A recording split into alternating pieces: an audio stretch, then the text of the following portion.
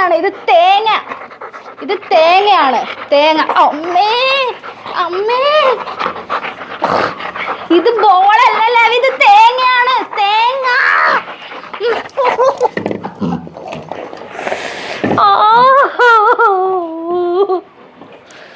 അപ്പൊ ഞാൻ പറയാൻ ഉദ്ദേശിച്ചത്, തേങ്ങാ വെള്ളം ഇവർക്ക് കൊടുക്കാൻ പാടുണ്ടോ ഇല്ലയോ, അതായിരുന്നു എൻ്റെ കണ്ടന്റ്.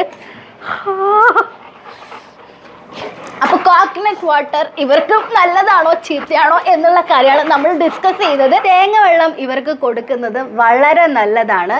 ഇതിൽ ധാരാളം പൊട്ടാസ്യം, മഗ്നീഷ്യം ഒക്കെ അടങ്ങിയത് കൊണ്ട് ഇതൊരു നാച്ചുറൽ ആയിട്ടുള്ള ഇലക്ട്രോലൈറ്റ് ആണ്. സോ എനർജി കിട്ടാനൊക്കെ ആയിട്ട് ഇത് കുടിക്കുന്നത് വളരെ നല്ലതായിരിക്കും. നമുക്ക് തന്നെ ഇല്ലേ കോക്കനട്ട് വാട്ടർ ഒക്കെ കുടിക്കുമ്പോൾ നമുക്ക് കിട്ടുന്ന ഒരു ഉന്മേഷം ഉണ്ടല്ലോ, അത് തന്നെ ഇവർക്കും കിട്ടും. പിന്നെ ഈ ഒരു സമ്മർ ടൈമിൽ ഇവർക്ക് കൊടുക്കാനായിട്ട്, ഇവരുടെ ബോഡീനെ ഹൈഡ്രേറ്റ് ചെയ്യാനായിട്ട് സഹായിക്കുന്ന ഒരു ഡ്രിങ്കും കൂടിയാണ് കേട്ടോ കോക്കനട്ട് വാട്ടർ. അതേപോലെ നന്നായിട്ടൊന്ന് കൂളാക്കാനും ഈ കോക്കനട്ട് വാട്ടർ സഹായിക്കും.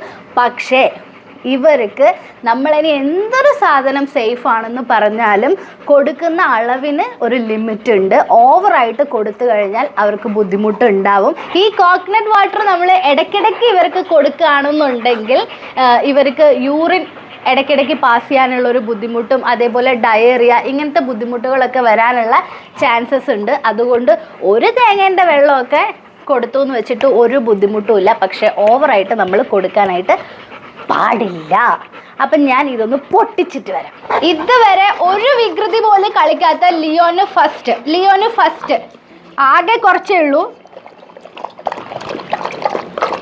ഞാൻ പറയുന്ന എന്തെങ്കിലും ഒന്ന് നിനക്ക് കേൾക്കാൻ പറ്റുമോ ലാവി? എന്തെങ്കിലും ഒന്ന്.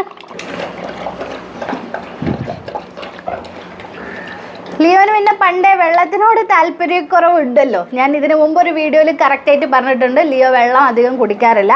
അതുകൊണ്ട് കൂടുതലും കുടിച്ചിട്ടുള്ളത് ലാവി തന്നെയാണ്. പിന്നെ ഇതിന് ചെറിയൊരു മധുരം ഉള്ളത് കൊണ്ടാണ് ലിയോ കുറച്ചെങ്കിലും കുടിച്ചത്. പിന്നെ ഈ കോക്കനട്ട് വാട്ടർ നിങ്ങൾ ഇവർക്ക് കൊടുക്കുമ്പോൾ പ്രത്യേകം ഒരു കാര്യം ശ്രദ്ധിക്കണം, സ്വീറ്റോ സോൾട്ടോ ഇതൊന്നും ആഡ് ചെയ്യാൻ പാടില്ല. നാച്ചുറൽ ആയിട്ടുള്ള കോക്കനട്ട് വാട്ടർ മാത്രമാണ് ഇവർക്ക് സേഫ്. Okay, by.